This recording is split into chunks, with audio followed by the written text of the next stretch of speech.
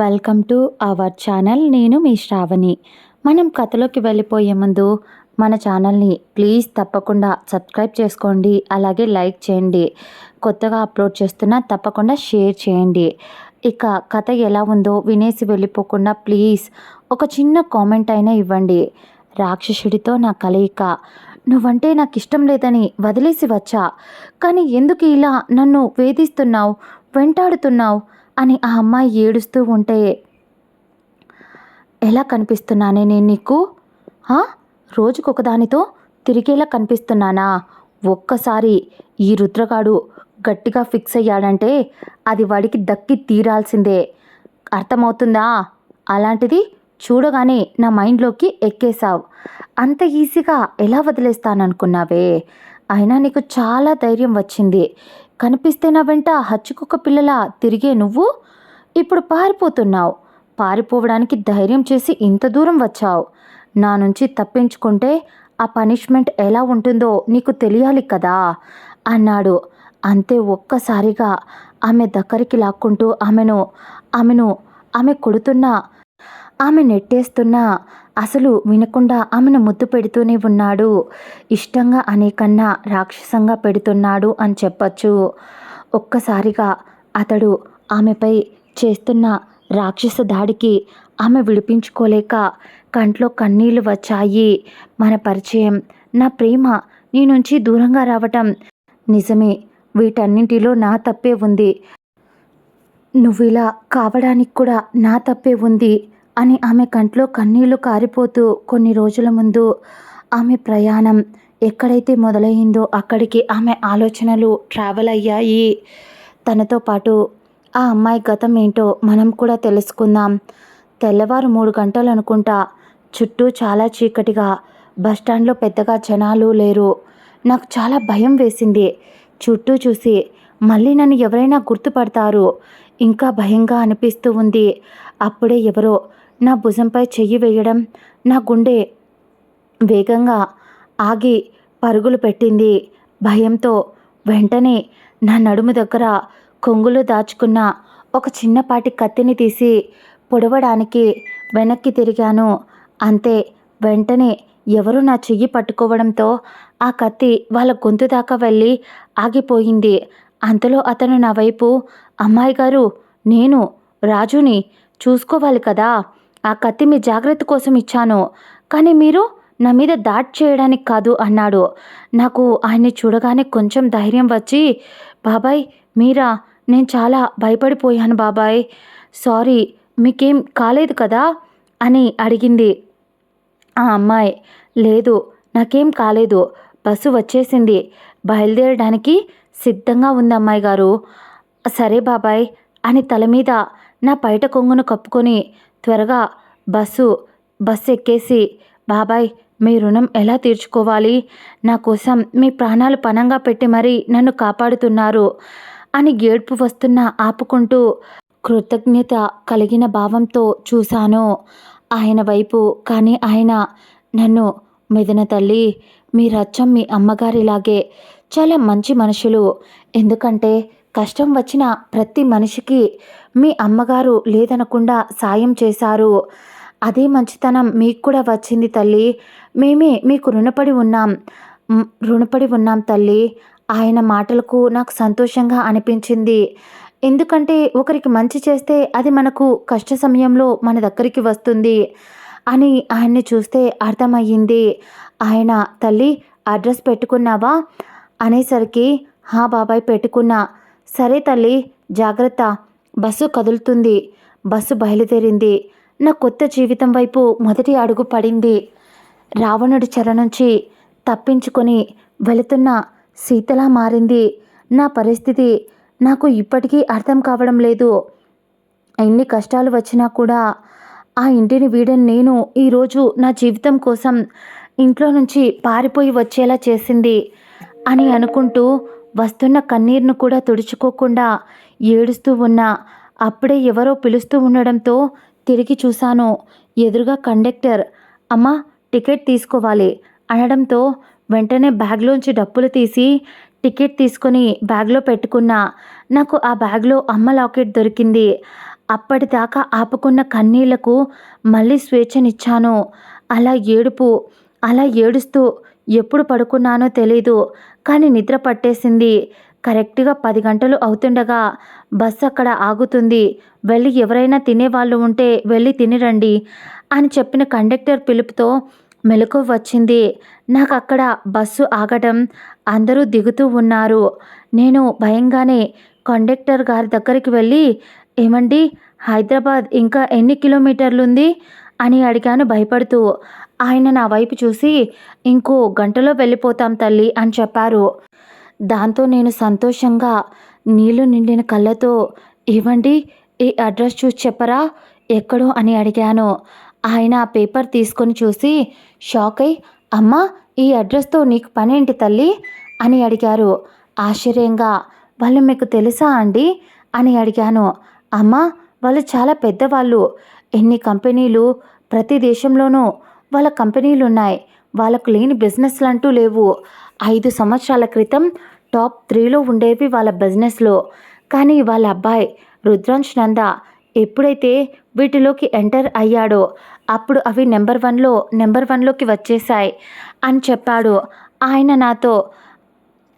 నాతో అన్న ఆ మాటలు, అది విన్న నాకు కోపం వచ్చింది. మామయ్యను తక్కువ చేసి వాళ్ళ అబ్బాయిని పొగట్టం నాకు నచ్చలేదు. వాని మనసులో తిట్టుకుంటున్నా.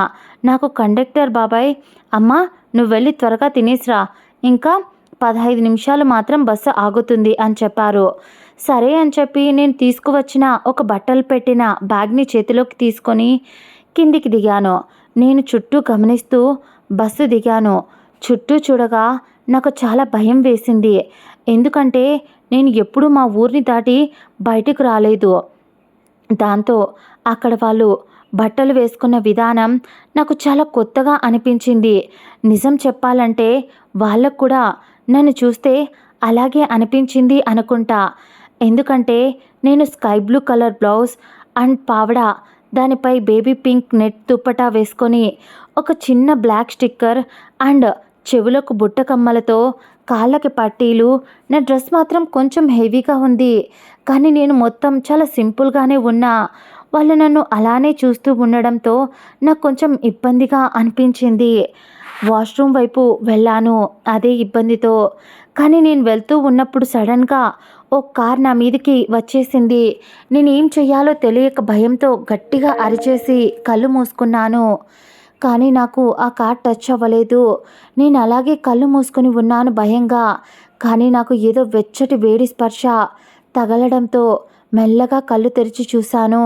నా ఎదురుగా ఉన్న ఆ వ్యక్తి చూపు, ఆ వ్యక్తిని చూసి మొట్టమొదటిసారిగా ఒక అబ్బాయిని ఇంత దగ్గరగా చూశాను. అమ్మాయిలకు కూడా అంత అందమైన పెదవులు ఉండవేమో అని అనిపించింది ఆ క్షణం. ఇక వాడి ఎత్తు, అక్కడెక్కడో వాడు ఈఫిల్ టవర్ అంత ఉంటే నేను మాత్రం దాని పక్కన చిన్న సెల్ ఫోన్ టవర్ అంత ఉన్నా. ఇక వాడి బాడీ అండ్ కలర్, చెప్పాలంటే హీరోలు కూడా కుళ్ళుకొని చచ్చిపోతారేమో వాడి ముందు అనిపించింది.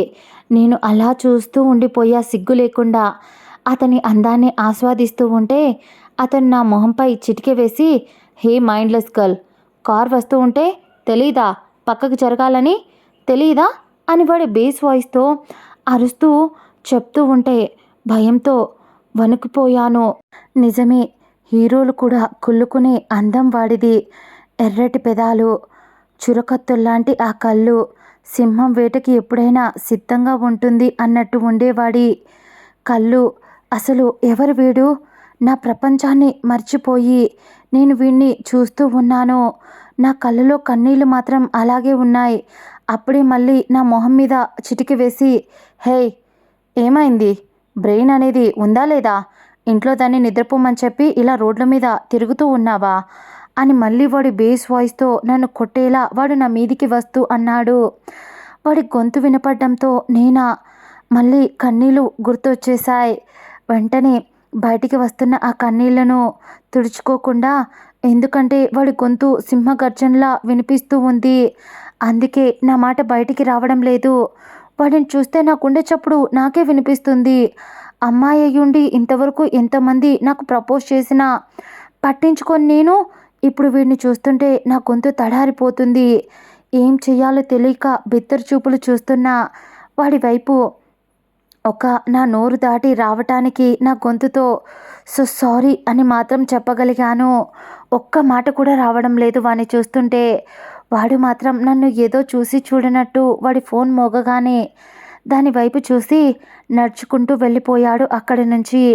వాడు తిట్టిన తిట్లకు నా కంట్లో కృష్ణ, తుంగభద్ర జారుతూ ఉన్నాయి. అవి వాడు వెళ్ళిపోయిన తర్వాత అప్పుడు బయటికి వచ్చాయి. వాడు అన్ని మాటలకు నాకు కోపం వచ్చింది. ఏంటి ఈ కొంచెం తిట్లకేనా అని అనుకోవచ్చు. ఎందుకంటే నన్ను ఎవరూ ఏమీ అనేవారు కాదు. అలాగని నా మీద ప్రేమ ఎవరు ఎక్కువగా చూపిస్తున్నారు అని అనుకోకండి. ఎందుకంటే నా చిన్నప్పుడే అమ్మ చనిపోయింది కాబట్టి నాన్న నేను ఇద్దరమే ఉంటాం. ఇంట్లో నాన్న ఎప్పుడు ఆయన పనిలో ఆయన బిజీ కాబట్టి నేను ఎక్కువగా పని వాళ్ళ దగ్గరే పెరిగాను కాబట్టి నాకు ఎవరి ప్రేమ తెలియదు. అలాగే కోపం కూడా అవే ఆలోచనలతో వాష్రూమ్ వైపు వెళ్ళాను. అక్కడికి వెళ్ళగానే ఏదో సౌండ్ వచ్చింది. నేను అదేం పట్టించుకోకుండా లోపలికి వెళ్ళాను. అక్కడ ఇద్దరు వ్యక్తులు పెనుగులాడుకుంటూ ఉన్నారు వాష్రూమ్లో. ఒక అబ్బాయి ఒక అమ్మాయిపై కత్తితో అటాక్ చేయడానికి ట్రై చేస్తున్నాడు. ఆ అమ్మాయి ఆపడానికి వాడి చేతిని పట్టుకొని వాడిని నెట్టేయడానికి ఎన్నో ప్రయత్నాలు చేసినా తన వల్ల కావడం లేదు. నేను వెంటనే షాక్లో నుంచి తేరుకొని చుట్టూరా చూశాను. అక్కడ ఎదురుగా కొన్ని పాత డోర్లకు ఊడిన ఇనుపరాడ్లు కనిపించడంతో అది గవర్నమెంట్ బస్టాండ్ కాబట్టి అలాగే ఉంటాయి కదా. కొంచెం ధైర్యం చేసి ఒక రాడ్ తీసుకొని వాడి నెత్తిపై ఒక్కటి పీకాను. అంతే, బాగా తగిలిందనుకుంటా. ఒక దెబ్బకి వాడు గిర్రను తెగి స్పృహ లేకుండా కింద పడిపోయాడు. నేను వాడు పడిపోయాడేమో అని షాక్లో ఉన్నా. అప్పుడే ఆ అమ్మాయి భయంగా నా దగ్గరికి వచ్చి షాక్లో ఉన్న నన్ను గట్టిగా హక్ చేసుకుంది. నాకు తను అనిపించింది. తనని చూస్తుంటే ఏదో స్కూల్కి వెళ్ళి వచ్చిన కూతురు కొద్దిసేపు తల్లి కనిపించలేదు అన్న భయంతో తల్లి కనిపించగానే హక్ చేసుకున్న కూతురులా అని అనిపించింది ఆ అమ్మాయిని చూస్తుంటే ఆ అమ్మాయికి నాకు పెద్దగా ఏజ్లో కూడా డిఫరెన్స్ లేదు అనుకుంటా. కానీ నాకు పసిపాపలా అనిపించింది. తనేదో నాకు బాగా తెలిసినట్టు నీకేం కాదు నేను ఉన్నా కదా అని ఆ అమ్మాయి చుట్టూరా చెయ్యి వేసి చెప్పాను. ఆ అమ్మాయి ఏడుస్తూనే నా వైపు చూసి చాలా థ్యాంక్స్ అండి, మీరు రాకపోతే నా ప్రాణాలు పోయి ఉండేవి అని ఏడుపు గొంతుతో చెప్పింది. తనను చూస్తే నాకు అర్థమైపోయింది తను చాలా భయపడింది అని. అప్పుడే ఎవరో మా వెనక నుంచి వచ్చి అక్కి అని పిలిచారు. ప్లీజ్ విని వెళ్ళిపోకుండా కామెంట్ చేసి లైక్ చేయండి. కొత్తగా అప్లోడ్ చేస్తున్న ఫస్ట్ ఎపిసోడ్ ప్లీజ్ వినేసి ఒక లైక్ ఇచ్చి కామెంట్ ఇవ్వండి. బాయ్ బాయ్, మళ్ళీ నెక్స్ట్ ఎపిసోడ్లో కలుసుకుందాం.